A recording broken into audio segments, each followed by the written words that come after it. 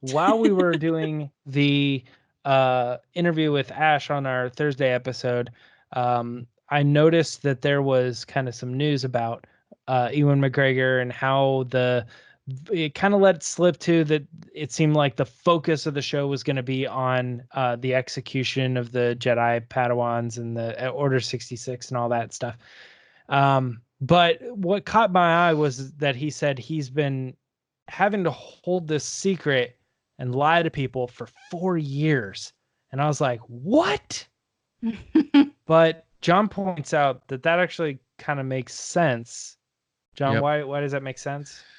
Well, it had been a movie in development since like 15, maybe even before that. I have a feeling even when the purchase happened, they had it in mind because they knew it was a guarantee. Fans would love it. I bet even George Lucas probably had an idea about it. They'll never admit that. So, and he had always expressed love for playing the role and always had interest in it. So it wasn't one of those things where it's like, man, how do we get Harrison Ford back in the mix? Like, how do we, I think it was just one of those things like, give me a call. Let me know when you got it ready. I'll be here. So he was always on board. And even when our report about the series, it said he was always on board. The movie thing happened. Solo didn't do well, so they reworked it, and here we are 2 years later, and they're fashioning it into a series. So the report is shocking when you look at it in a vacuum. Like 4 years, I can't believe it, because he had to keep a secret, and that's tough, sure, especially this day and age with the internet.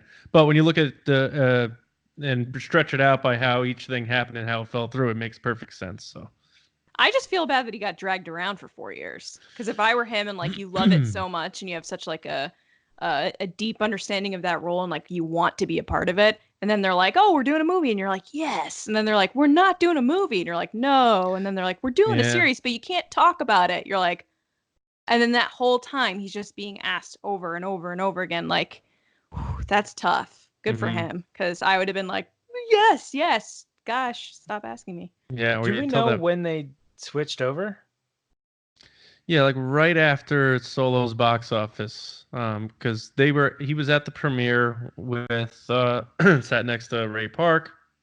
They were going to announce it shortly after that they were doing the movie, expecting Solo to do Rogue One numbers. So when Solo's receipts came in, and they're like, "Man, so we're scrapping this," Bob Iger, whoever made the decision, and Kathleen Kennedy's like, all right, well, hang on, because Bob, trust me, this is a product the fans want. Let us just retool this. You have your streaming service coming out.